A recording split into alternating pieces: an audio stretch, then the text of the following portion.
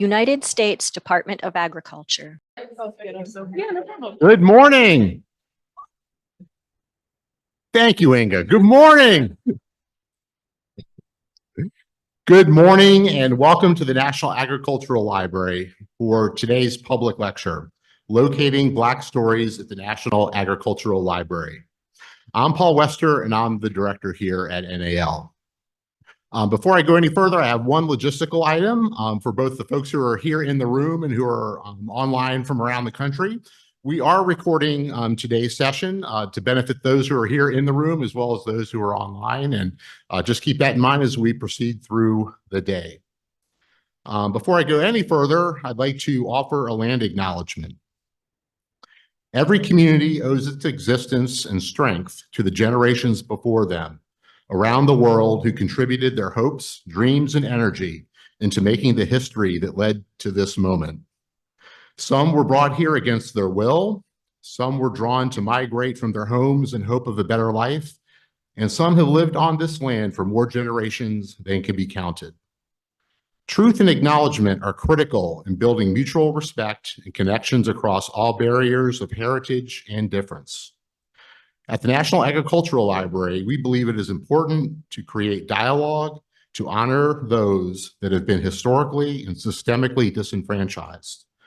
So we acknowledge the truth that is often buried. We are on the ancestral lands of the Piscataway people, who were among the first in the Western Hemisphere. We are on indigenous land that was stolen from the Piscataway people by European colonists. We pay respects to Piscataway elders and ancestors. Please take a moment to consider the many legacies of violence, displacement, migration, and settlement that bring us here today. Thank you. The National Agricultural Library's function was established on May 15th, 1862 by Abraham Lincoln with the establishment of USDA, and that's how we're named here at NAL. The building is named after Abraham Lincoln. Today, NAL is one of 5 U.S. national libraries and holds one of the most extensive food and agriculture and related science materials collections in the world. Serving USDA scientists and policymakers and administrators and food and ag researchers here and around the world and the general public, the National Ag Library facilitates the creation of knowledge through acquisition and dissemination of agricultural information. Today's public lecture event will feature the inaugural NAL Scholar in Residence, Dr. Bobby Smith II from the University of Illinois at Urbana-Champaign. And again, the title of his talk is Locating Black Stories in the National Agricultural Library. Dr. Smith will share his experience conducting archival research at NAL to surface the rich stories, images, and historical reports on the contributions of Black agricultural and rural communities, producers, educators, and scientists that support the robust historical and current day food and agricultural systems in the United States. Following Dr. Smith's talk, Dr. Lopez Matthews, the State Archivist and Public Records Administrator for the District of Columbia, will provide commentary on archival research. The program is scheduled for 90 minutes with time for exchange between Dr. Smith and Matthews, as well as questions from the audience here in the room, as well as online. Now I'd like to say a little bit more about our speakers. Dr. Bobby J. Smith II is an esteemed interdisciplinary scholar of the African American agricultural and food experience. As an assistant professor in the Department of African American Studies and a fellow in the Policy Design Lab in the Department of Agricultural and Consumer Economics at the University of Illinois at Urbana-Champaign, his affiliations in the Department of Food Science and Human Nutrition and the Center for Social and Behavioral Science underscore his profound understanding of the subject matter that he's going to discuss today. He is also the author of numerous scholarly articles and essays, including how I came to appreciate Dr. Smith's scholarship through a piece entitled Mississippi's War on Poverty, Food, Power, and White Supremacy, which was published through the Study of the South, a publication of the Center for the Study of Southern Culture at the University of Mississippi. In this piece, Dr. Smith introduced me to the profound forms of systemic racism in USDA's food programs within President Johnson's Great Society programs, as well as the power and influence of Southern and racist legislators like Jamie Whitten, whose name is today still on the USDA's main building on the National Mall. Last year, in 2023, after years of archival research in a number of esteemed institutions across the United States, particularly in the South, and also doing a number of personal interviews with players in this history, Dr. Smith published his first monograph, Food Power Politics, the Food Story of the Mississippi Civil Rights Movement, the inaugural book of the newly launched Black Food Justice series at the University of North Carolina Press.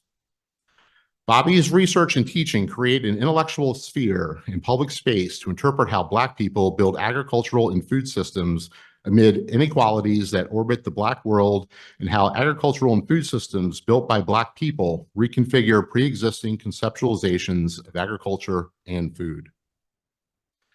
Dr. Lopez D. Matthews, Jr., our commentator today, again, is the State Archivist and Public Records Administrator for the District of Columbia. In this role, Dr. Matthews also serves as the historian of the District of Columbia, the chair of the DC Historical Records Advisory Board, and the director of the DC Office of Public Records and Archives. In addition to his, I think I counted them, 4 statutory roles, Dr. Matthews is also leading efforts to build one of our nation's next great archival institutions, the $100 million DC State Archives and Records Center on the campus of the University of the District of Columbia in Van Ness. Thanks, Dr. Matthews, for being with us today. I know you're terribly busy, as is Dr. Smith. Dr. Matthews is a native of Baltimore, Maryland, and holds a Bachelor of Science in History from Coppin State University, a master's degree in public history and archival administration from Howard University, and a PhD in U.S. history from Howard University. We are honored to have both Dr. Smith and Dr. Matthews here with us at NAL today. I will now turn over the podium to Dr. Bobby J. Smith, NAL's inaugural Scholar in Residence and Professor of African American Studies at the University of Illinois, Urbana-Champaign, speaking on locating Black stories at the National Agricultural Library. With that, Bobby, the floor is yours.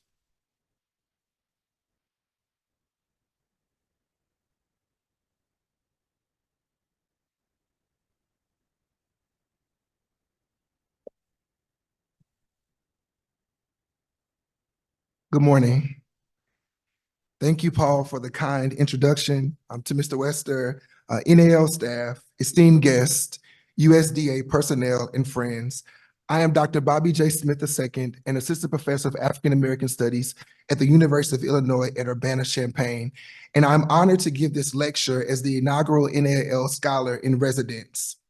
Also, I just want to say congratulations to Paul on your retirement and decades of service. Let's give Paul a round of applause, please.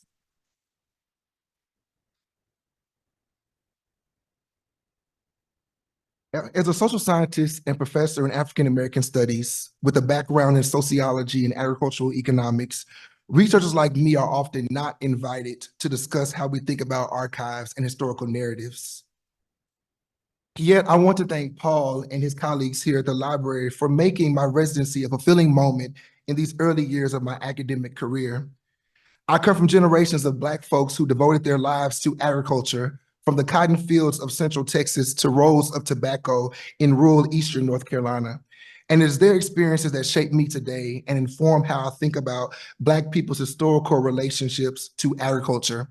Special shout out to my family who are streaming this lecture back in Texas, and my colleagues also from the Department of African American Studies at the University of Illinois. Next slide. The title of my lecture today is Locating Black Stories at the National Agricultural Library, a 3-dimensional model. I also look forward to the comments of Dr. Matthews at the end of my lecture. Next slide. On February 25th, 2021, Dr. Shavonda Jacobs-Young, the Undersecretary for Research, Education, and Economics, and Chief Scientist at the United States Department of Agriculture, posted a blog on the USDA's website in honor of Black History Month titled Agriculture in America, Deeply Rooted in Black Culture. In the blog, Dr. Jacobs-Young writes, "The story of agriculture in America cannot be told without acknowledging the contributions of Black people. Black people have been integral to the success of U.S. agriculture. As the first Black administrator of the USDA's Agricultural Research Service, Dr. Jacobs-Young represents a shift in the leadership of the USDA and exemplifies the rich legacy of many Black people who have contributed to the story of American agriculture. As Dr. Jacobs-Young put it, from farming and cultivation to scientific research, the agriculture narrative is fortified by the many roles played by Black leaders. Dr. Jacobs-Young concludes the blog by writing, "Just as Black history is American history, a rich diversity is essential for agriculture to continue to grow and prosper." What must be added to the sentiments of Dr. Jacobs-Young is that the story of Black people in America cannot be told without understanding the historical relationship to agriculture. This relationship can be mapped along the multiple contours of what historian and archivist Dr. Deborah Newman Ham describes as the rich mosaic of African-American life that depicts scorn and admiration, defeat and triumph, tears and laughter. Probing the agricultural contours of the mosaic of African-American life from slavery through today reveals that we have much to learn about Black people's relationship to agriculture and how they use it to not only advance America's competitive edge in scientific agriculture, but also how they transformed it into a site for the expansion and development of rural Black communities in the American South. Such communities, in collaboration with the USDA via historically Black 1890 land-grant institutions, played an integral role in the creation of schools and programs designed to cultivate many generations of Black leaders and professionals within and beyond the food, agriculture, natural resources, and human sciences workforce and fields. Despite the growing body of research on Black people's historical relationship to agriculture, there's a dearth of scholarship that uses archival data located here at the National Agricultural Library. The apparent irrelevance of archival data here at NAL in this body of knowledge contributes to the fact that, as animal scientist Dr. Rupert Seals put it, existing research on Black life has largely overlooked the major role that the USDA's 1890 land-grant movement played in Black communities. At the same time, the dearth of research that uses NAL holdings could be attributed to the lack of collections that explicitly focus on Black people's interaction with American agriculture. Next slide. As the nation's largest library devoted to the documentation of American agriculture, the NAL is an important institution for the study of Black agricultural life and provides scholars and researchers a window into new stories and sites for new intellectual pursuits. Today, as one of the 5 national libraries of the US, and which has an impressive repository of over 8.5 million items, representing one of the world's largest collections on agriculture and related sciences, the NAL has a corpus of agricultural literature and research that offers a wide range of data from the agricultural sciences to government documents generated at multiple levels: the global, the national, the regional, the state, the local, and also at the community level. Yet scholars have overlooked the significance of the NAL in general and to the study of Black people's historical relationship to agriculture in particular. Consequently, we miss out on NAL's archival roadmap for making sense of Black people's contributions to American agriculture through the lens of the USDA and non-USDA institutions. When read alongside the tremendous amount of archival data located at historically Black 1890 land-grant institutions, the NAL's holdings activate a more complete narrative of the long agrarian struggle of Black Americans in the US. This lecture is not exhaustive and attempts to ignite new ways of thinking surrounding the single question: how can materials at the NAL be used to conduct research on Black people's historical relationship to agriculture? Next slide. To answer this question, I draw on my work as the inaugural NAL Scholar in Residence with the NAL Special Collections Department on the development of its digital collection, Black Agricultural Experience in the United States. According to the website, the Black Agricultural Experience in the United States collection at NAL is a curated collection of historical materials that document how Black people across the United States have contributed to and interacted with agriculture. As a special collection of the NAL, the collection is active, it's ongoing, and it was launched in 2023 through a collaboration between me and the NAL and holds materials generated between 1826 and 2008.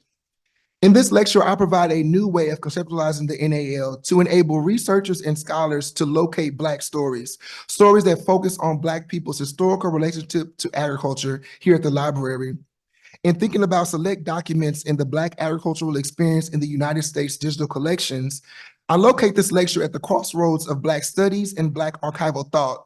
I argue that in order to locate Black stories at the USDA NAL requires us to read the library in 3D as a site of memory, unfinished, and a collective imaginative space. Next slide. This 3D approach is located within the long tradition of Black public thinkers, including Dr. Pinkett, Toni Morrison, and Stuart Hall. That's Dr. Harold T. Pinkett, Toni Morrison, and Stuart Hall, who considered deeply how archival materials can be used to reconstruct the Black past in general and Black people's historical relationship to agriculture in particular. Next slide, next slide, and next slide. So this is my 3D model. And in this 3D model, I will situate this lecture within this model. And this lecture is a reflection. I am here in the present whilst I'm simultaneously looking back, looking forward, and reading in between the past and the present through the future. The lecture will proceed as follows. First, I will draw on the work of Dr. Harold T. Pinkett to historicize discussions about the use of agricultural records in the study of Black life. Then I will discuss these three dimensions. I conclude with thinking briefly about how this model can help archivists and the broader research community. Next slide. Scholarly and public discourses about national repositories that inform how to locate stories with reference to Black people's relationship to agriculture are not new. As far back as 1967, Dr. Harold T. Pinkett published an essay in the Negro History Bulletin, known today as the Black History Bulletin, titled "Recent Federal Archives as Sources for Negro History," which makes clear that archival material generated from the Department of Agriculture offer a necessary site to document and narrate the Black experience in general and the agricultural chapter of Black American life in particular. Dr. Pinkett was a pioneer in the archival profession, becoming the first Black person to be hired as an archivist at the National Archives and Records Administration in 1942. A prominent figure in the disciplinary field of agricultural history who served as the 1982 to 1983 president of the Agricultural History Society, Dr. Pinkett was an expert in the archival documentation of the National Story of American Agriculture. Moreover, one of Dr. Pinkett's first assignments when hired by the National Archives was working with the Department of Agriculture Records. Building on this expertise, Pinkett suggested in the 1967 essay that federal records from the Department of Agriculture provide critical details surrounding numerous experiences of Black agrarian and rural people throughout a pivotal time in the history of our nation. The records offer the fundamental data needed for any comprehensive analysis of the degree to which African Americans benefited or did not benefit from policies, programs, and movements devoted to the advancement of agrarian communities.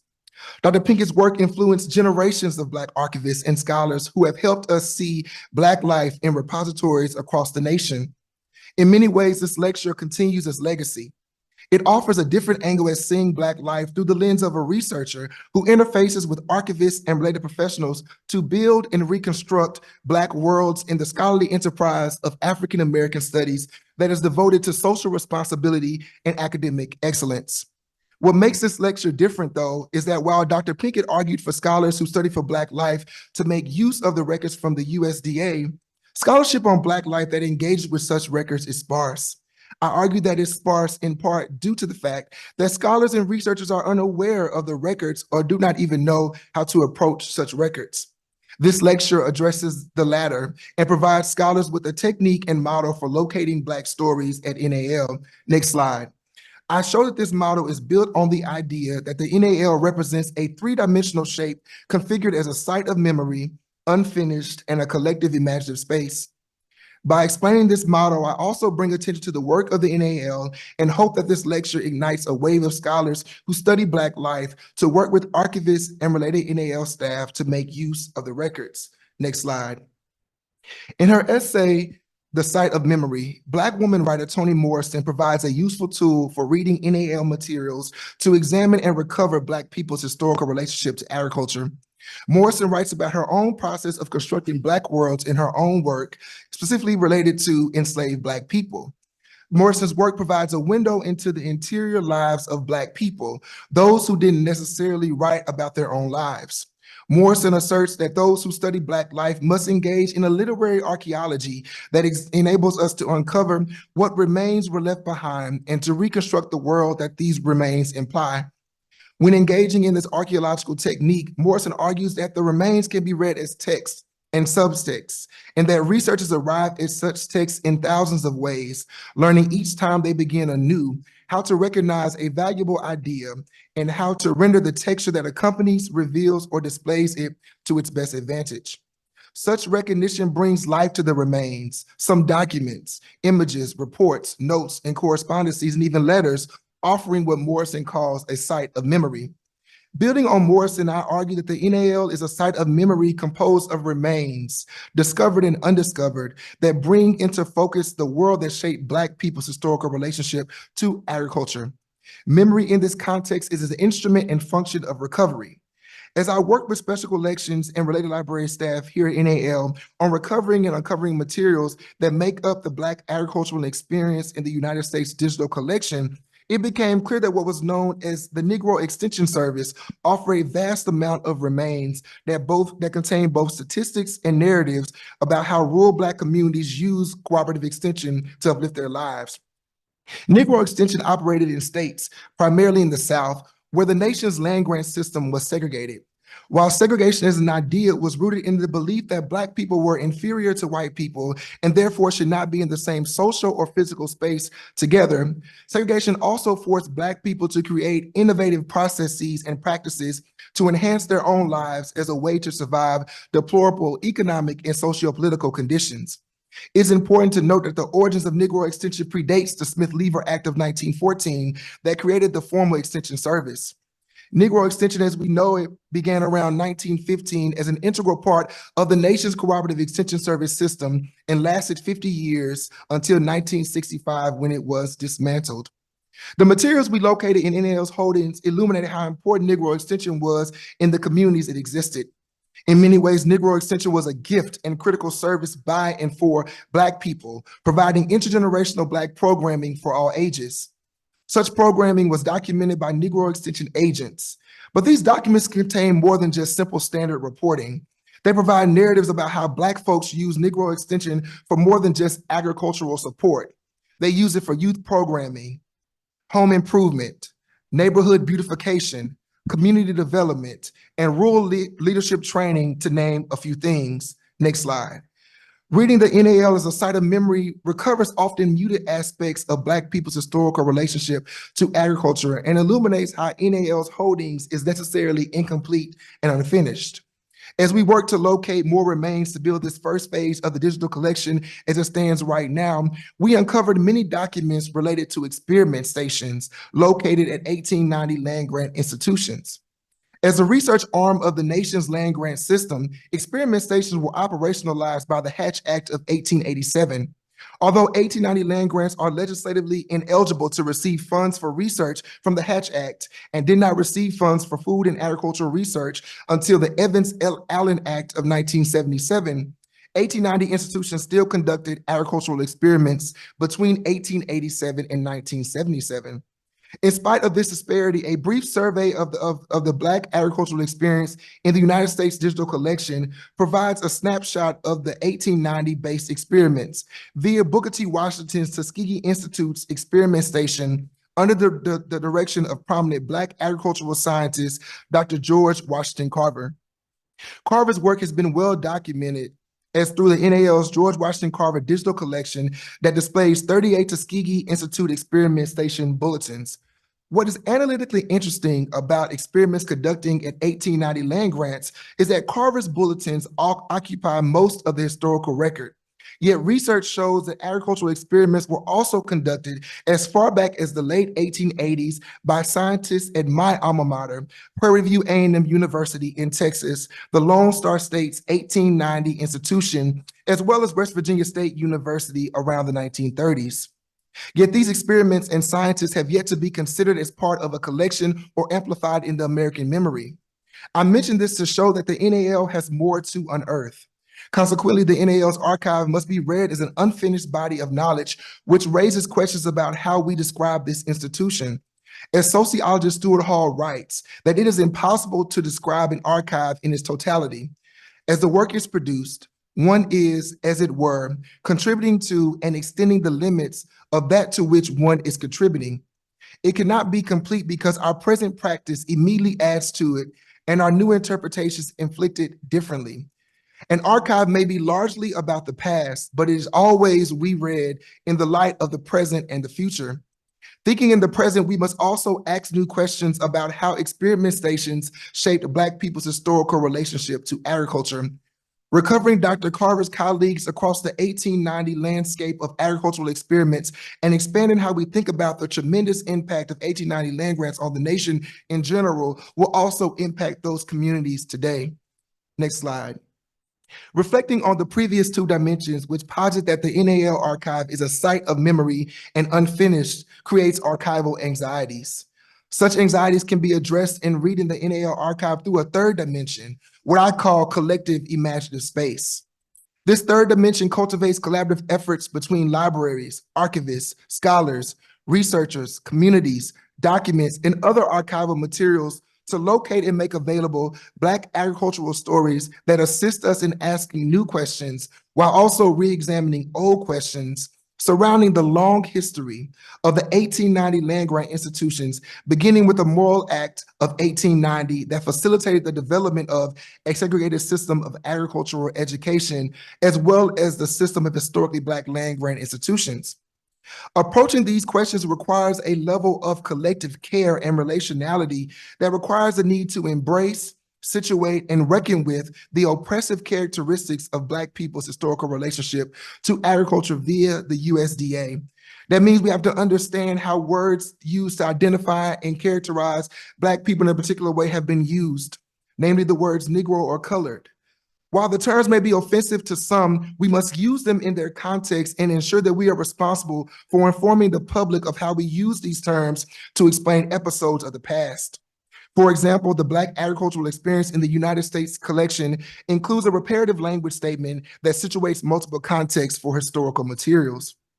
At the same time, we must also amplify the emancipatory aspects that Black people engineered via the USDA's 1890 land grant system.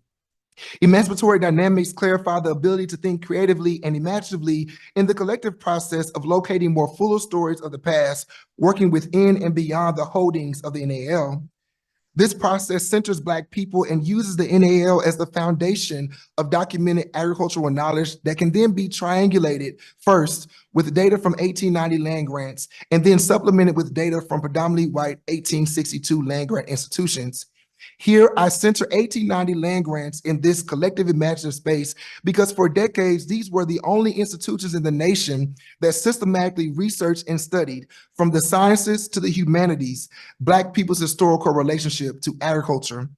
Powerful institutions like NAL contain a lot of this knowledge and must recognize how it has long ignored Black people in the story of American agriculture, which severely limits our public understandings of how the USDA can contribute to the telling of a more complete Black history of agriculture. To be sure, this is not only the problem that the NAL has to make sense of. As Dorothy Berry, the digital curator for the Smithsonian National Museum of African American History and Culture writes, the archival field is raising awareness about how the profession has erased, ignored, and devalued marginalized people's materials. Berry argues for a collective recognition that institutions with power have ignored Black history, which provides an important space for those institutions to quiet themselves and listen to folks who have been doing this work without recognition and remember the ways that our institutions have perpetuated other struggles. To be sure, the NAL does not have to declare this recognition in isolation, and researchers like myself that work with archivists and related library staff must also actively work to address how we perpetuate silences surrounding Black people's historical relationship to agriculture. As anthropologist Michael Raptrio writes, any historical narrative is a particular bundle of silences, the result of a unique process, and the operation required to deconstruct these silences will vary accordingly. Put differently and relatedly, silences will always exist in narratives about Black people's historical relationship to agriculture, and we who are interested in making sense of this relationship will have to work to deconstruct these silences in different ways at different times.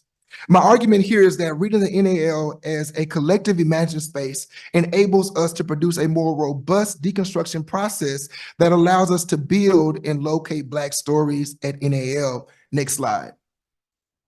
To conclude this lecture, borrowing the words of Dr. Pinkett, American archival theory does not exist as a systematically formulated body of ideas. The three-dimensional model that I have put forth, next slide, should be used as a blueprint rather than a concrete method, more so of a foundation towards intellectual curiosities around Black people's historical relationship to agriculture. This model builds on the work of Black public thinkers who grappled and grapple with historical narratives about the humanity of Black communities and people. It provides a vision that can be systematically executed as a process for making sense of archival anxieties that can then be used to collectively unlock new narratives in the archives surrounding Black people's historical relationship to agriculture. While I have generated this model building on my experience as the NAL Scholar in Residence, the inaugural NAL Scholar in Residence, this model is located along the contours of Black agricultural life in relation to the USDA and NAL. And other archives and collections can also be read in 3D. That is as a site of memory, something that is unfinished and a collective imaginative space. Reading archival repositories in 3D allows us to rewrite Black people into the USDA's past and compels us to tell new stories about the Black past. Such Black stories empower us to identify systems of racism and other forms of oppression in archives. Black stories also give the archivist a critical space to look forward with a new lens that will make records that tell these stories accessible as we navigate the world at the intersection of time and space, colliding with the past, present, and future. As distinguished Black archivist Brenda Banks, who served as the 1995 through 1996 president of the Society of American Archivists, said in the November 2004 edition of Black Enterprise magazine, archivists must understand the connection between records being created now, how it fits in history, and how it might impact or be important to people 200 years down the line. This connection and responsibility illuminates the power of archival records and how they can impact our future as a nation, building a more just and equitable world through Black stories. Thank you.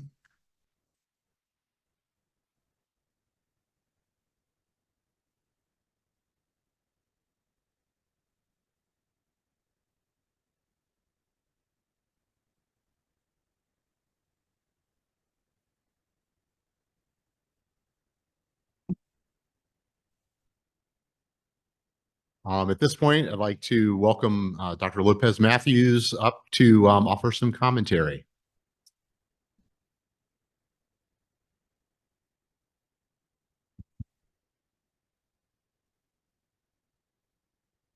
That was a great talk. It's a tough act to follow. But I will try to do my best to give you all a quick message about the importance of archival research and, more importantly, archival institutions, since that's where I am right now in working to build an archival institution with the DC Archives.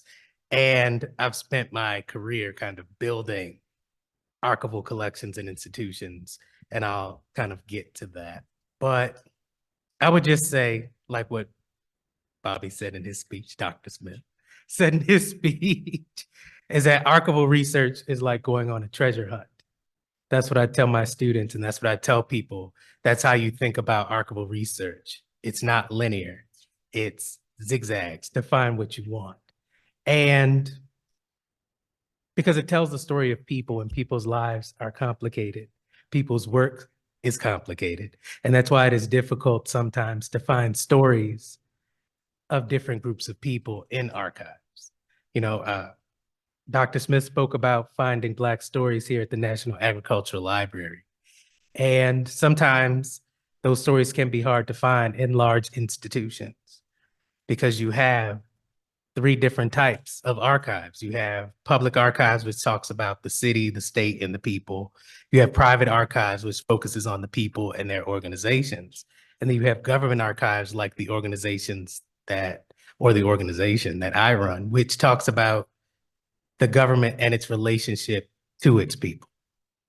And so when you're doing archival research, you have to understand what type of archive you're going to. And this helps guide your research. Now, in talking about stories of people of color, you have to realize that there have been archival silences about their stories. And it has been difficult to find those stories if you don't know where to look. Because the one place where you will find their stories is in their own institutions. I've been to many programs where they talk about how hard it is to find Black stories. And well, where do you find collections related to Black people or Black women? And you say, well, go to the HBCUs. They have the collections. And they say, oh, well, we weren't talking about HBCUs. And I say, well, you should, because that's where the stories are. And so you have to, when doing this research, you have to understand the people that you're trying to research. Where can you find their resources? Dr. Smith mentioned reparative description. And I've been hearing a lot about reparative description, and I see the benefits of reparative description.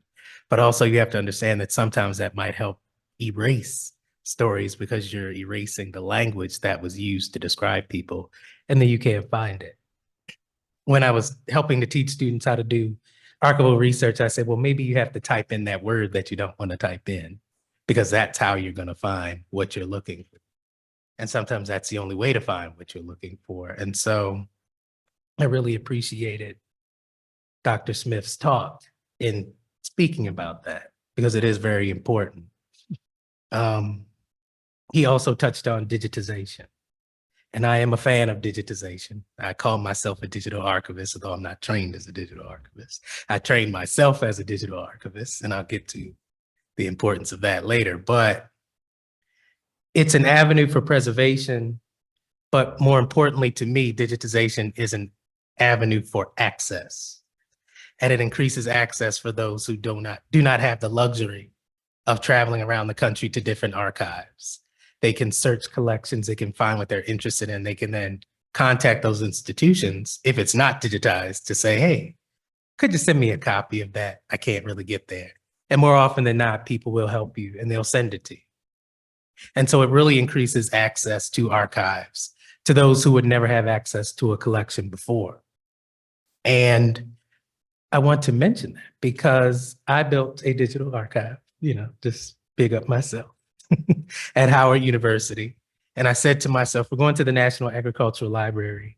What in that collection relates to agriculture? So I went on the site, Digital Howard. I worked at Howard University, so it's Digital Howard. And I did a search for agriculture just to see what came up related to African Americans in agriculture.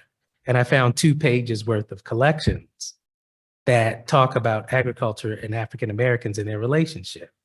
Like I found the collection of John Wesley Sutton, who worked with George Washington Carver, did agricultural research in the Soviet Union before he was expelled by Joseph Stalin. His collection is there. Or Charles Ford Langwer, who worked for the Department of Agriculture. And his collection and his work is at Moreland Spingarn. Or Thomas Wyatt Turner or Jenny Mustafa, all who worked at the USDA, all of whose work are held in the Howard University archive. Now, ask, did any of you know those collections were there? I didn't either, so it's okay. But I found it by searching on the site. And that's what I mean when I'm talking about having these digital repositories, these institutional collections that you can then search. And it helps people to find more stories, and it helps unearth these stories that we would never find before. So support your archives and getting funding for operational issues so they can then build these digital archives. Don't just say, give them money for digitization, because you can't do the digitization if you don't have the operational foundation to actually maintain that digital collection. So support your archives, support their funding, not just my archive, but all archival institutions. I forgot to mention Alice Dunnigan and Dorothy Farabee as well. They also have collections related to agriculture, related to public health. And just to talk about my own institution, in the DC archives, we have the Lorton Prison Agricultural Department records. Lorton Prison had a whole food program. They trained the prisoners to work in their fields while they were imprisoned. interesting collection. Never would have thought to look there. The DC Council records that we have talk about food insecurity, supporting agricultural programs, the Department of Health, the Department of Civil Works, because they did a lot of studies looking at the people of DC and the work they were doing. And so sometimes you wouldn't think to look in these collections to find the story of Black people in agriculture, but these collections have documents related to it. And you could find that by searching the digital collections. So I just wanted to hit on that before I head back to talking about, and I talk about myself, but the last thing I want to mention, as we are here at Paul's retirement, and we're talking about people who have spent a career in the archival field, is the importance of mentorship and the importance of mentoring those younger people who are entering the archival field. Because I have had a great amount of mentorship throughout my career, which has helped me to achieve what I have achieved. Great people like Paul, who supported me since 2009 when I first started at the National Archives, then transitioned to Howard, and now at the DC Archives. Great people who have poured their knowledge into me. And I have tried to take that and share it with others and advise them on how to develop in this field, because it can be discouraging. Because sometimes you'll talk to someone and they don't see your vision and they'll discourage you. And that could be it. But then you talk to someone else and they're like, you know, I'll support you, I'll help you move forward. And so I just want to share that that's a big part of archives and a big part of getting different voices and different ideas in the archival field. Different people look at things differently based on their culture. And it helps you to understand the records. It helps you to process your records. And it helps to preserve different stories, because different groups of people hold different items as important to them. You might see one document and you say, oh, that's not important. But someone from that culture sees that same document. They're like, oh, wow, this is so important. I'm amazed you have this document because of how important it is. But if someone doesn't understand that culture, they don't understand that that's something important to keep. And so by having good mentorship programs, good support programs, you'll bring different types of people into the archival field, and it'll have more people understanding stories, working together collaboratively. I know that's a big thing now too. That's something that Bobby mentioned, collaborative imagination, having people work together to build these collections, to tell these stories, to do this research. And so I just want to end on that, because I understand how important that is to our field and the role that all of us do in helping to preserve this history and helping to preserve these stories. So thank you so much.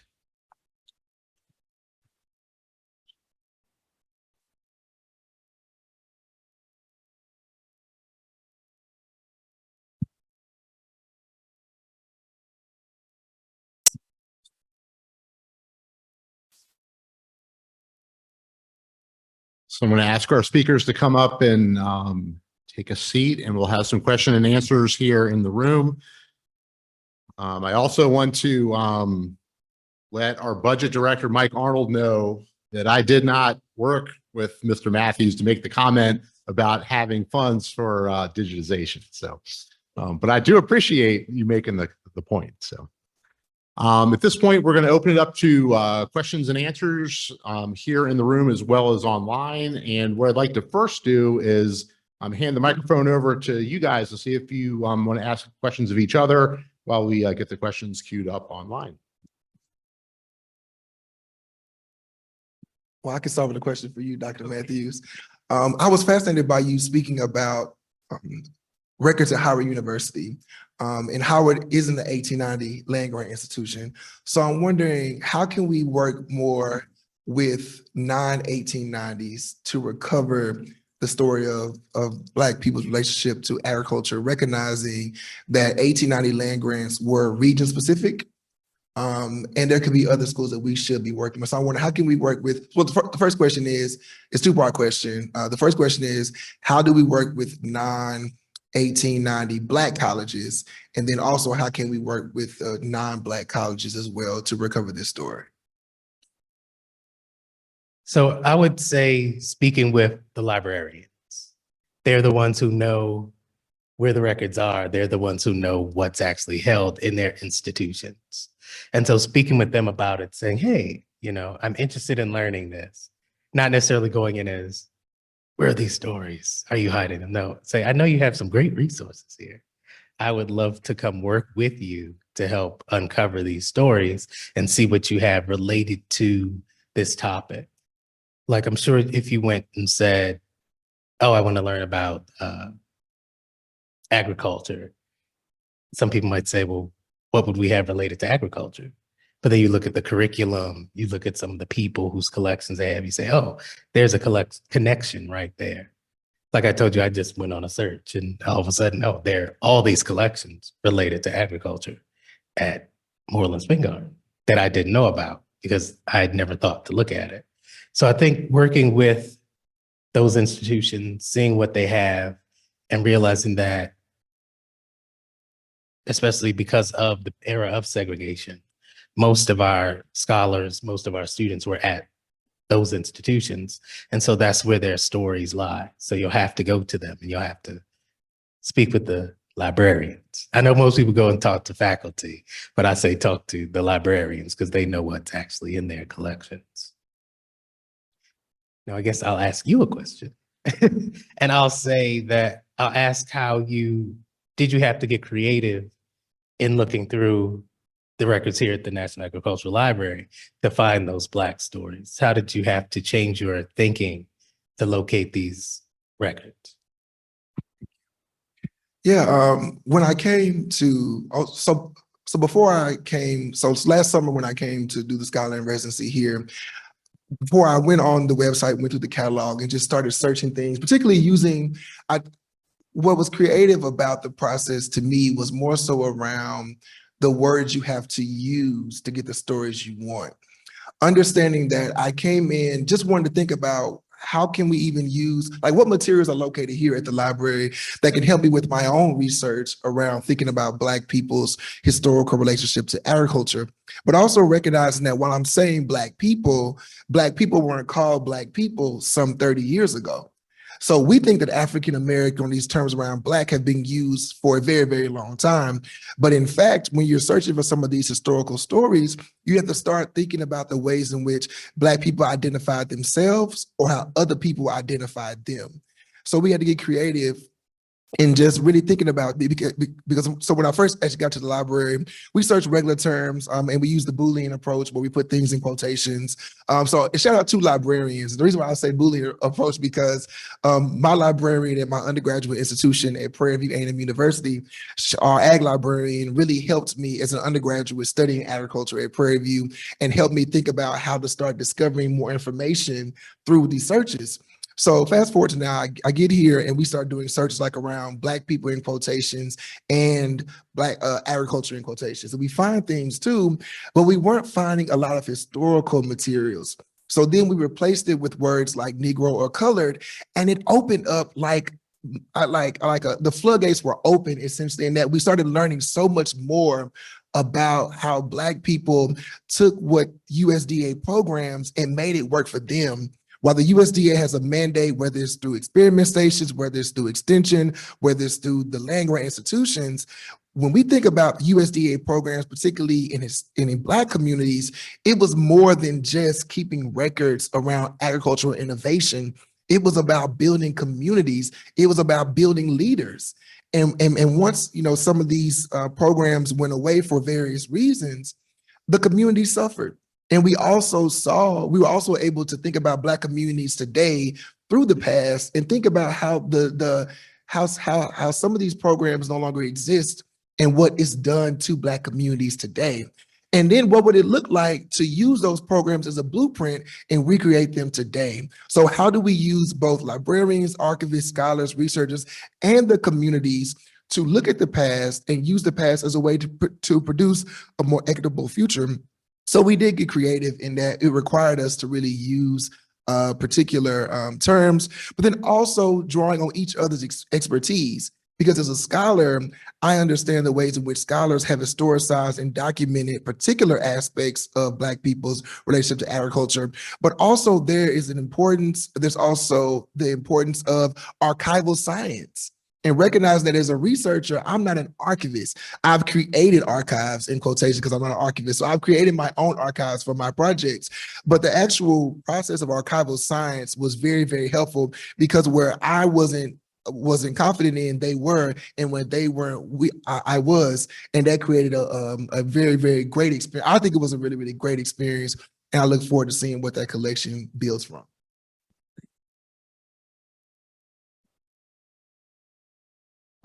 At this point, I want to turn to Kirsten Nelson, who is taking questions online, and invite folks who are here in the room to come up to the microphone and ask questions if they would like.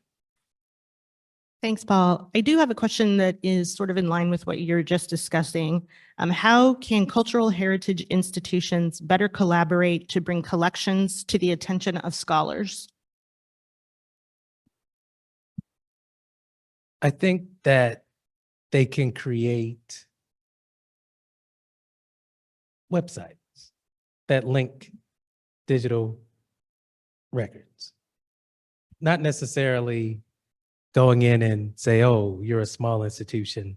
Let me go to your institution and digitize your stuff and put it on our website, which is something I'm not a fan of. But I am a fan of people partnering to digitize collections and make them available to the public, even through that institution. I'd love to champion a partnership that Howard University had with Penn State University. Howard University has the Anna Julia Cooper collection, her papers. Penn State has an Anna Julia Cooper Center. They wanted their students to have access to her collections, so they supported a digitization project at Howard that digitized her records, made them available on Howard's institutional repository, and now their students use those records and those resources to create projects. I actually saw one on, I was about to call it Twitter, but I guess it's X now. But I still call it Twitter. I know it makes me sound old, but I saw one on there and I said, oh, wow, this student used these records that's available on that website to do this creative project. And it was great to see because it increased access to that collection. So I think the way cultural institutions can help bring these stories to light is to support the institutions that have that story. If they have them in their collection, great. Digitize them, create resource guides that talk about it, direct people to the resource if you can't digitize it, so you can come in and use the resource. And if you see it at another institution, help that institution make their resource available and support them in that way. So that's my thought about that. And I can briefly add, building on that, also the institutions that are working with communities or where there are other schools can also do theme-based projects. So when I think about our Black agricultural experience in the United States collection or digital collection that we worked on last summer, the reason why we were able to uncover some over 240 documents or material images or remains, as Toni Morrison would call it, then what we find is that when you do a theme-based approach, you recover a lot of materials about one particular thing. Because as a researcher, when I was writing this first book, Food, Power, and Politics, I don't know how many Black history collections I went through, like general Black history collections. And while it was helpful to go through those collections, I wish those collections were more centered around themes like the Black agricultural experience, the education experience, the food experience, the science experience, or any type of experience, because then I would be able to locate things that are directly related to my particular work.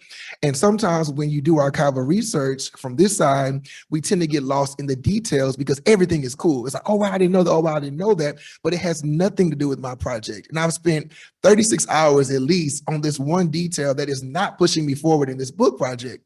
So therefore, I think what could be helpful on both ends is that what if we did project-based projects with a particular theme, and also honoring those institutions and not coming in to say, hey, we want to help you digitize it and take it. But in fact, how can we work together and honor you as an institution and what you mean to people? And how can we use our resources to further amplify your work and make it more widely available?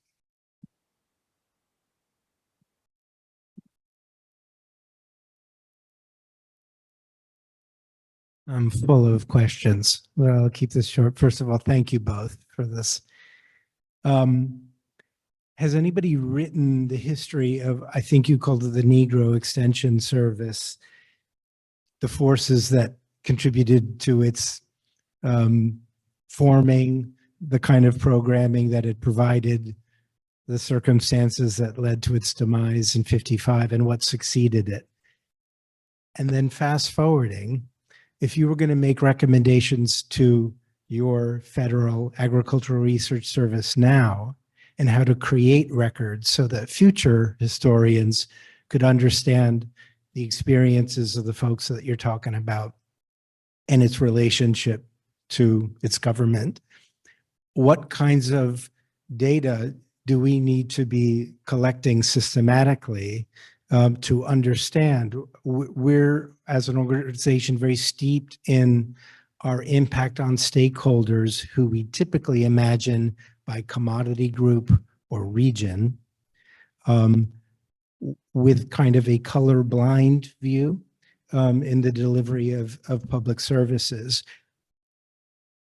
Are we doing a good job? Or if you're not sure because you're looking at the past, what would you recommend going forward so that we could understand the nature of the relationship between the government and these communities? Thank you. So I'll answer the first part of the question, and then I'll let Dr. Matthews do what data we should be collecting. I'm not a data person, so I think that'll be great for you to answer. So the first part about Negro Extension, so there's no like national written history of Negro Extension. Now, there have been a number of scholars who have written about Negro Extension. You can look at the Journal of Agricultural History, and they've done a really great job of writing their story. Deborah Reed, who used to be at Eastern Illinois University, and now I believe she's at the Henry Ford in Detroit. She wrote a book about extension in Texas, which is, the name of it escapes me, but it's a really, really good book. So she's probably one of the only people who's done a deeper dive into thinking about Negro extension, but at the state level, not at the national level. So there is a need for us to do this particular work around it, because what most of the research has been geared around is thinking about the discrepancies around the actual legislation itself, the Smith-Lever Act of 1914. What most people don't know is that the reason why Negro extension came to be was because the NAACP actually worked actively to ensure that the Smith-Lever Act of 1914 would hopefully include some language around race. Although it didn't include it legislatively, the discourses around the legislation forced them to also earmark funds that would go to these communities. And what they were able to do with the limited funds, because although they got funds to do extension work or to do Negro extension, the funds came from the main 1862 land grant institution in that particular state. So with the limited funds they had, they were able to create all these numerous projects, all these numerous programs that really impacted and built generations of Black scientists, Black leaders. And when we start thinking about an oral history project, and particularly interviewing former professors or professors who are older at 1890 land grant institutions, they will tell you that things like Negro Extension and Negro 4-H played a major role in the reason why they became agriculturalists. And that the decline in Black agriculturalists can also be attributed to the fact that these programs no longer exist. So how do we produce a new generation of diverse agricultural professionals? Thinking about NEFA's new call around next gen programs.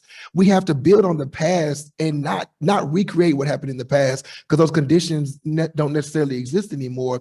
But how do we create new programs through the prisms of the past? Realizing that, what does it look like to actually intentionally give funds to institutions to then produce programs that are culturally appropriate, that actually impact those people? So I think, to your point, is that one way we can begin to do that is by actually talking to people who directly benefited from it. Because one thing about Black history is largely an oral history, because a lot of the history we read was not written by Black people. So now that we still have a generation of Black folks here who benefited from all these programs, whether it's Negro Extension, whether it's the New Farmers of America, whether it's other 4-H programs, then we can also interview them and ask them, what got you into agriculture?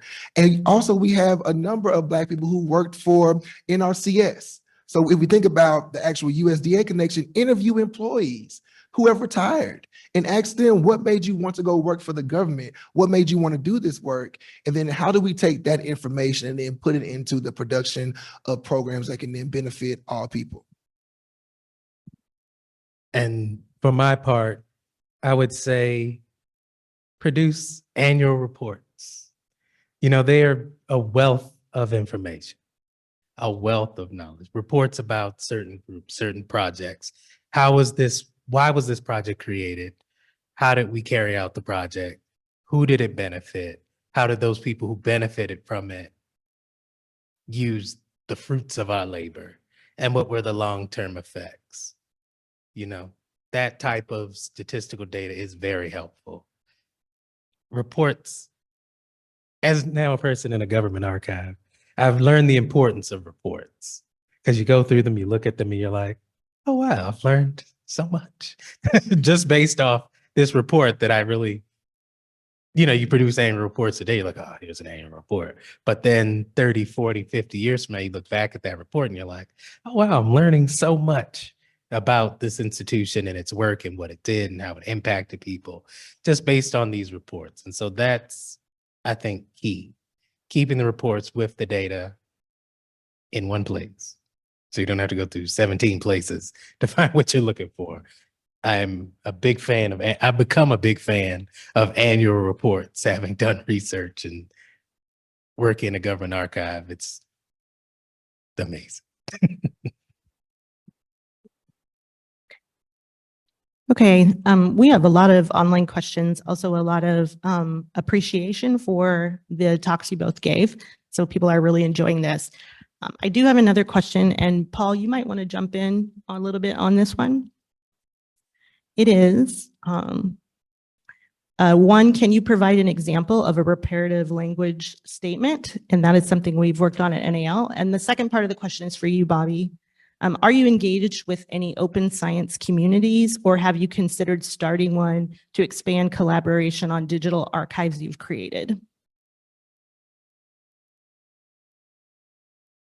So I would direct folks to the NAL reparative language statement that we have up on our website. I'm going to give a big shout out to our DEIA council here, who work really closely in conjunction with our special collections staff to explore those issues in the context of our collections here at NAL and come up with that statement. And I very much appreciate the commentary that you both have offered on that work that we've done here, and also recognizing that this work is going on in lots of other cultural institutions around the country. And so just a big shout out to our folks here, and take a look at our statement. I turn it over to you.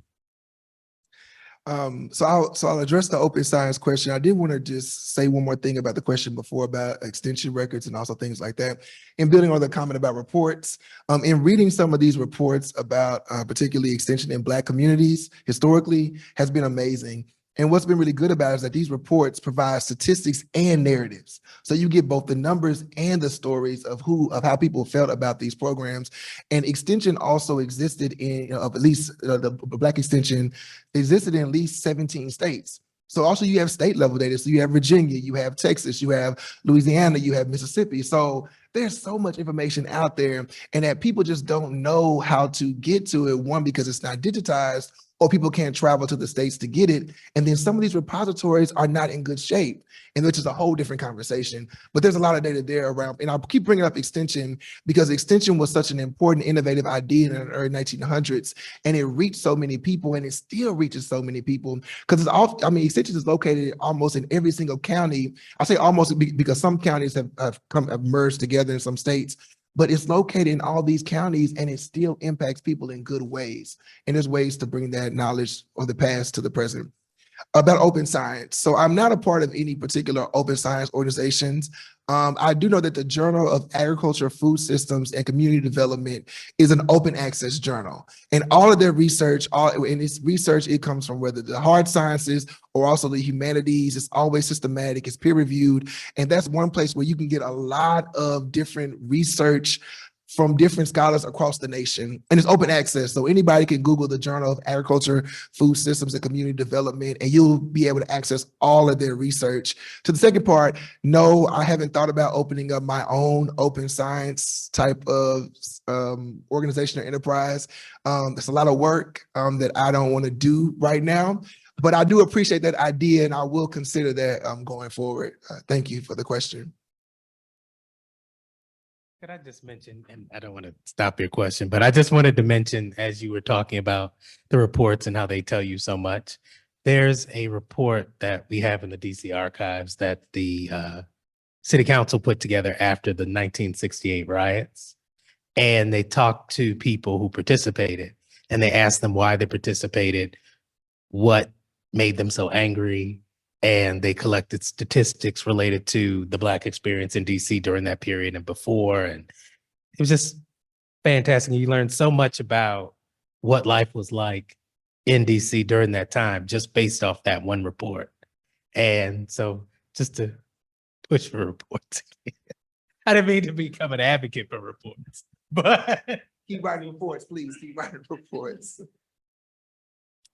Thanks again. They're really interesting comments and talks. And I was really piqued my interest when you talked about the importance of vocabulary. As I, that's part of my role here at NAL, is to work with our National Ag Library Thesaurus Concept Space, which is all about vocabulary and how this relates to bringing different information together.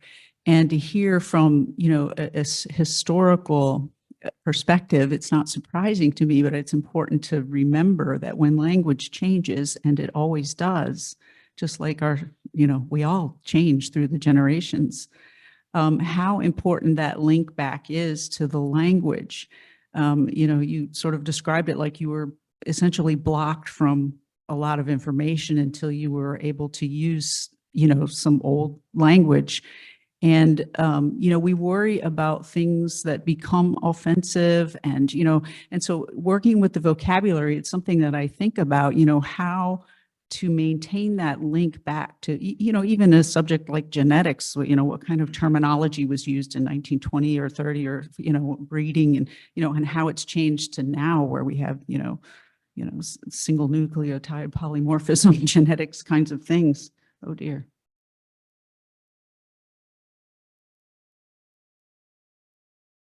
So anyway, that link back is so important. And I just wanted to bring that up as I'm really glad that you mentioned that. And then any guidance or thoughts that you would have on how we can preserve that, how we can be sensitive to what that might mean in some cases, and also secondary to that, there are, that I'm aware of, some vocabularies, controlled vocabularies that are out there to help with these sorts of things. Did you make use of that kind of resource? If not, why not? And, how could we help our, anybody else coming here to the library that wants to kind of connect to those things, where we can bring these things to the front for them to help find what they're looking for? So I'll start. I like your point about vocabulary changing, because as vocabulary changes, it also, something gets erased or something gets left out. So I think when we're talking about some of these offensive words that were used in the past, I think it's context dependent. I think it depends on what project someone is working on. If someone is working on particularly Black people in agriculture during the Obama years, if you will, or around the time where Michelle Obama does Let's Move, and then food security, food access becomes a big thing, then the language you would use would be around what we're talking about today. But if someone comes in with a historical project and really wants to study Black people, I would argue prior to 1980, prior to 1980, then we have to think about in what ways were particularly Black people being identified, and we have to lean into that language. There's no other way around it. I mean, if we're going to find the information we're looking for, then we have to be confident in typing in these words, recognizing they're offensive. And you as the researcher or the scholar or the archivist, you're not being offensive in typing in the word. You're helping the person who's coming to actually give them all the data they need. Because if I want to study the importance of extension between 1950 and 1965, then I have to use the languages because that's the language that's used because that's actually in the reports. And the folks writing the reports are using that language because that's how they were identified. So the one way we do it is that you tell a story around these words, or you just say that these were the words that were used in the past. And if we want to get this information, we have to use these particular words. So even my first few days here, we were using general terms today to look at the past. But then once we reconfigured our ideas and got comfortable with really typing in these words, we were able to get creative in some of our searches. And we were able to find so many documents. And I'm pretty sure, after this week, when we meet some more, we'll find even more documents because the collection is not finished. As I said before, all collections are necessarily unfinished. So in that case, then, when you use these words, you're using them not to be offensive. You're using them in the pursuit of knowledge that will benefit society. And that's how you situate that particular conversation. And people are going to, if people are offended, they will be offended because the language is offensive and that's natural. But if they're doing this project and you want to provide them, particularly from the library standpoint, all the information they need, then we'll have to reckon with the language, but it will benefit their project and it will benefit the enterprise of the production of knowledge more long-term. I think you've said all there really needs to say. But I will say that, we've run into that with not just in terms of race, but in terms of describing people. Like there is we just digitized the speeches of Marion Barry. And he spoke at an organization in the early 80s that now refers to themselves as ARC because their official name is a pejorative term for people with mental disabilities. And so, starts with an R, and I'm sure you've heard it. And so, but that's the name of the organization. And so it was, how do we describe that, just because if you search, that'll pop up in the search bar. So we just noted that the term is pejorative and that's not the official name anymore. In the description, we just put a line in there about it. But I still think it needed to be there because that was the name of the organization. And if you're searching for it, that's how it'll come up. Because one of the other things that I was thinking about as you were speaking was we're digitizing historic birth certificates. And they have a line for race. And everyone was colored. You were either white or you were colored. So it didn't matter if you were Black, Latino, Asian. If you were not white, you were C for color. And that's what you're listed as on the index. Now on the birth certificate, it might have the actual certificate. You might see a little bit more of a description of who this child is, but in the index, C. And so you're like, what does the C mean? Does color just mean one group or does color mean all these other groups? And so sometimes you have to add to the language to find who you're looking for, because sometimes they use the term mulatto a lot. And so sometimes you're looking for people who would generally be considered Black, but they're listed as mulatto. And so if you search Black or African American or even Negro, you won't find them because they're listed as mulatto on the actual document, even though sometimes they're listed as color. So language is very tricky. And sometimes you have to, sadly, include that language because it's the only way you'll find what you're looking for.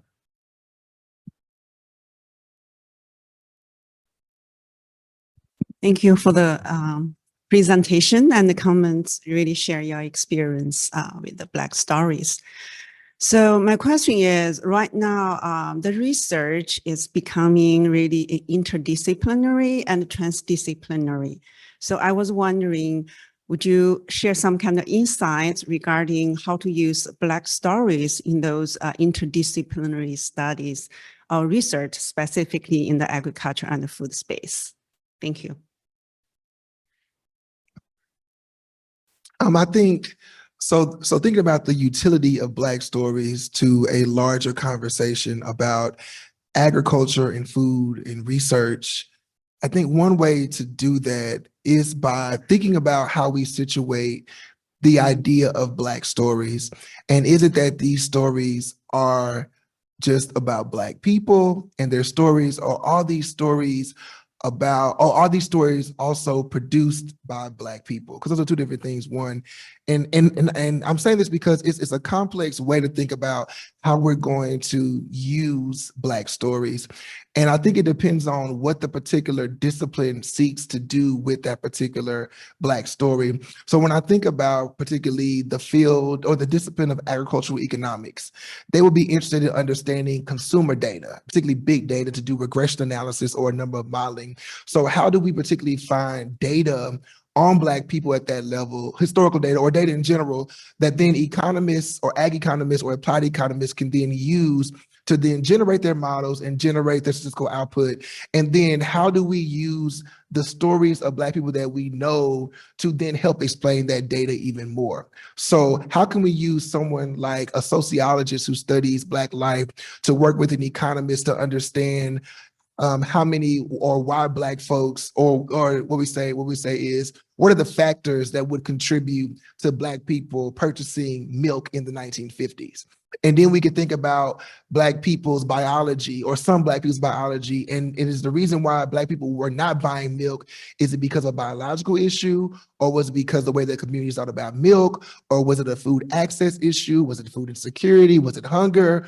Or was it that, you know, they produced their own milk? Because also in the 50s, farming was still a thing. So that's one way we can begin to really triangulate these multiple disciplines, is by thinking about the stories and what they tell, and then thinking about how those disciplines approach the questions. When we think about ag engineers and they're concerned about water systems or watersheds or hubs and things of that nature, then we can think about where Black people live, particularly in the United States, and how water systems shape their lives.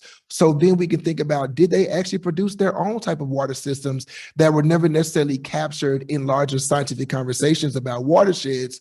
But then how do we use that historical data around their water systems to create a more robust literature around particularly experiments or particularly water systems in general? That's another way. So I'm thinking about ag engineering. I'm thinking about ag economics. I'm thinking about even ag marketing, ag education. So the beautiful thing about the agricultural and food space is that every discipline can contribute to it, but we can't let the other disciplines contribute to ag and food and remove the importance of ag and food. Because we see that a lot when some other disciplines come into studying ag, they enter in about ag, but then the output is not to benefit the ag system, it's then to benefit another discipline. So how do we ensure that that work benefits ag and food spaces? Because ag and food essentially controls when, where, and how people do a number of things: the kind of clothes you put on, the kind of food you eat, the kind of water you drink. So how do we produce research that is particularly sensitive to those issues, and then doing these types of projects in Black communities? So actually doing these larger water projects, these larger food projects, natural resources projects in actual Black communities, because then you have to also get their narratives for understanding the culture by which they navigate on an everyday basis. And those are some ways that we can amplify the utility of Black stories, because then the science of the particular work can not only impact the people, but it also impacts scientific innovation. The problem with the past is that there's been a problem of balance, in that a lot of this information has then been used to amplify or enhance scientific innovation, and not those particular communities where this science was actually researched or performed at. So I think those are at least 2 ways or 3 ways that you can think about the utility of Black stories in understanding the ag and food space. You know, I'm going to have to start going first, answering these questions, because I was going to just point out that one of the benefits of including Black studies is really understanding that because of segregation and discrimination, there were duplicate systems created. And these systems existed into the 1970s, into the 1980s. And some of them even still exist today. And that there were studies done to look at the Black experience with all of this: economics, agriculture, business, public works, civil works. And that's why when I mentioned the reports, you learn about the experience of different communities through the reports, because they had to look at different systems because they were maintaining parallel systems because of discrimination. And so then the legacies of that work and those projects are what you see today, because, you know, things didn't just evaporate like, you know, Thanos snapped his fingers and all these systems just faded away and everything, and none of them have a legacy today. They still affect where people live, where people go, where people move. As Paul mentioned, I'm a native of Baltimore. There are neighborhoods in Baltimore I've never been to because of historic discrimination. And people who are not from Baltimore will say, "Oh, have you been here?" And I say, "You know, I don't think I've ever been there. I've ever been to that neighborhood." And then they'll say, "You lived here all your life. How have you never been there?" And I'll say, "Well, we did not go there." And just mentally, I just don't go there because it's just been ingrained to not go there. And so even though, you know, other people go, you know, new transplants go, I don't go. And now, you know, I don't live in Baltimore anymore. So now there is even rarer of a chance of me going there. So I think that the history of the Black experience in America touches on all of these areas, and understanding that historical legacy helps you understand why we are where we are today. You know, that's why you can't divorce race from many different issues, because it has been the predominant factor in people's lived experiences throughout American history. And so, you know, you can pretend it's not there, but it's always the specter in the background, you know, that has affected all aspects of life.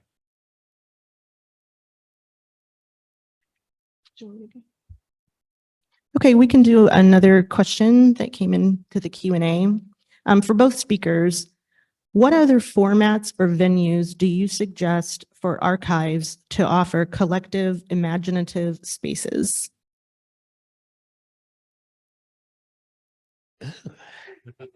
You know, I know people don't use them anymore. And I know that in this day and age, like you look at something like Twitter or Facebook and they're just cesspools of evil people and evil comments.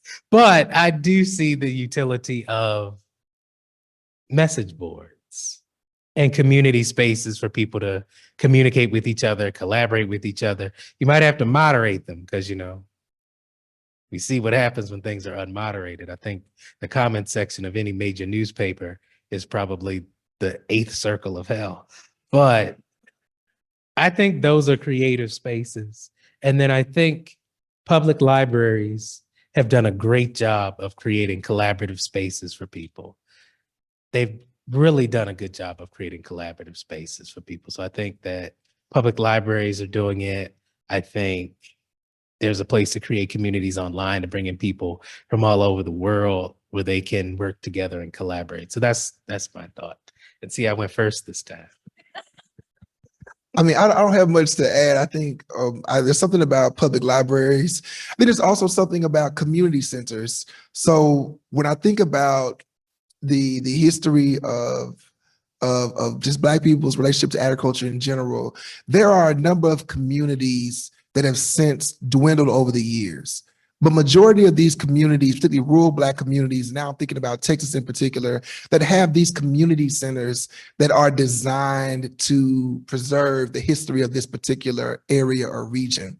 And these community centers are often located in the old Black high school that existed in the 1950s or 60s, or an old Black elementary school. And they've transformed the space into a community center.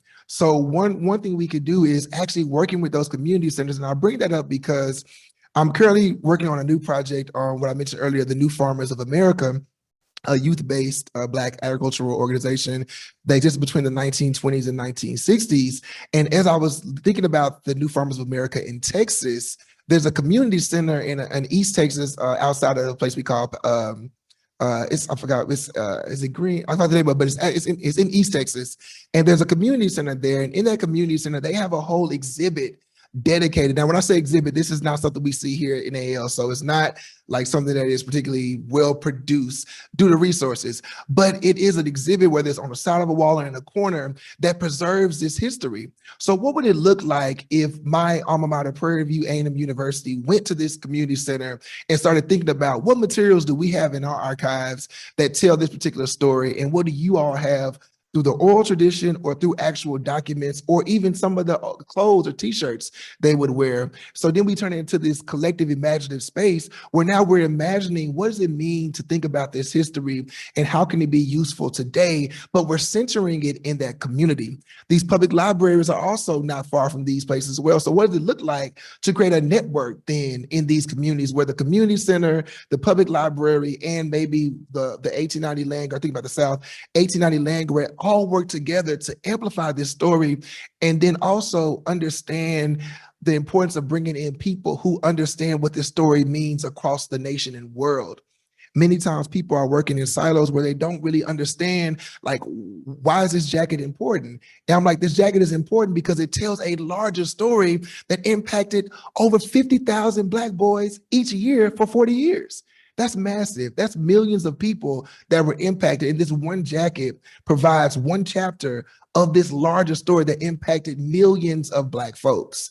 And when we think of it that way, then we start turning these sites into collective imaginative spaces. So public libraries, message boards, these community centers, and then also just any type of institution that's interested in telling, and also lastly, churches, particularly Black churches in the South, have a lot of data on, speaking of reports, the usher board had to create a report. I mean, the ministers had to create a report. So all these reports are telling stories. I mean, the choir, these musicals they have every year, this really contributes to a large understanding of the Black experience. And so those of us who come from powerful institutions like this or have a level of power have to go to those places to tell those stories, not thinking those stories, people have to come to us to tell the stories. Could I just make one comment and then I'll let you? But one of the things that institutions have to remember is their own history. And if you have a history of terrorizing that community, they will not work with you.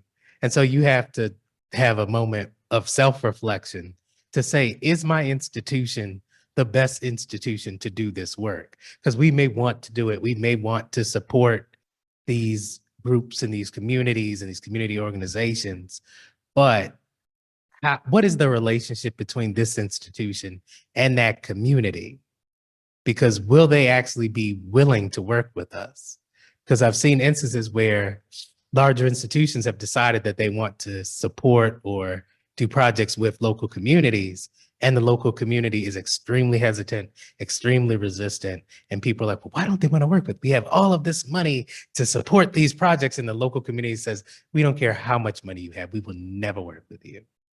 And so you really have to also do some self-reflection before you do this. Are you badgering yourself into a space you're not wanted in? And would your time be better spent supporting people in those communities doing the work and not actually involving yourself in that work and being okay with just saying, we've supported this work to make sure it got done. And our logo is on the page because we supported it, but we were not actually involved in that project. So that's just something to think about. Thank you for the conversation. Thank you for the lecture. This was amazing. As a librarian listening to this, an agricultural librarian, I would ask, and honestly, I've been hearing you tell me the answer to this question all the way along as you've been talking, but what is one way that librarians can support each of you? Because archivists are not librarians and scholars are not librarians. We have some aspects of what y'all do, and there's lots of overlap and wonderful places to collaborate. So how can I support you better? You know, I love that you said that because I tell people that all the time because people do think they're interchangeable. And I think that doing collaborative projects is the best way for us to work together. You know, we're an archive, we have primary sources, you're a library, you have amazing secondary sources, resources that we don't have. So what are the strengths of our collections that link together that we can then use to work together to create a resource to help people? You know, how can we collaborate for projects to help each other. I think that's the main idea that I had. I think my question to you, and not for you to answer or anything like that, but I think my question for you is, how can scholars support librarians? I say that because throughout graduate school, and then also when I was writing this first book, Food, Power, Politics, I work with librarians so much. I work with archivists too, but I work with librarians a lot just to really, one, help me identify where to find information. And then sometimes they would point me to like physical archives or just digital archives. So I wonder, but I know some of my colleagues or some people who are other researchers, scholars, only see librarians in an extractive sense, or even see archivists in an extractive sense. I'm only contacting you to get the information I need, and that's it.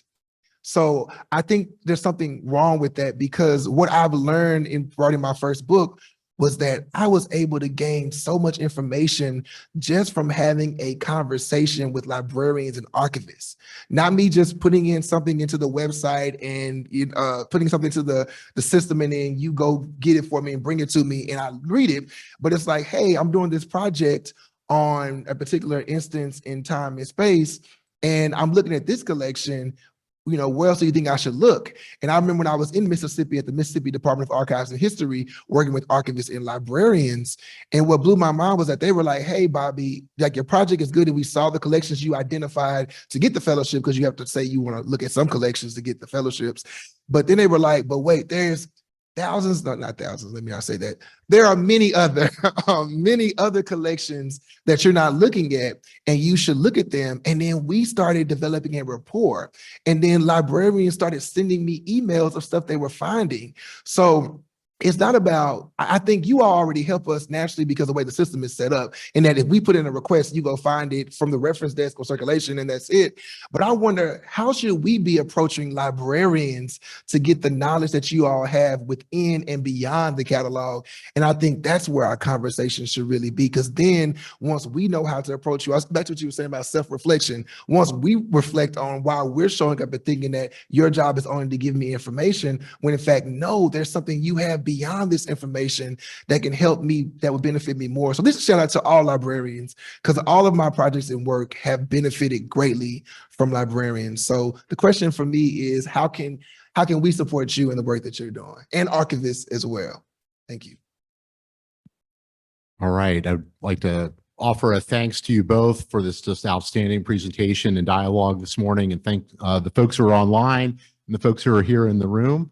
I've been told it is time for lunch. So you guys could have gone another 3 hours and that would have been okay with me, but others in the room need to eat. So again, a big round of applause for you guys. It was just an outstanding presentation.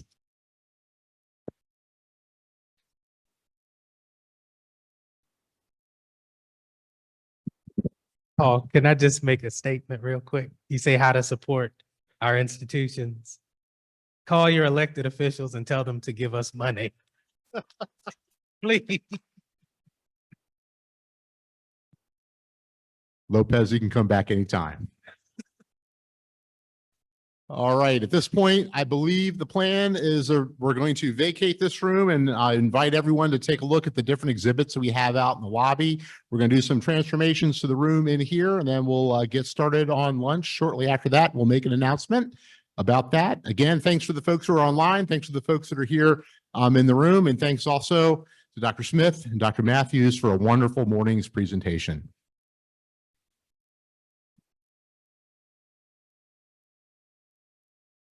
USDA is an equal opportunity provider, employer, and lender.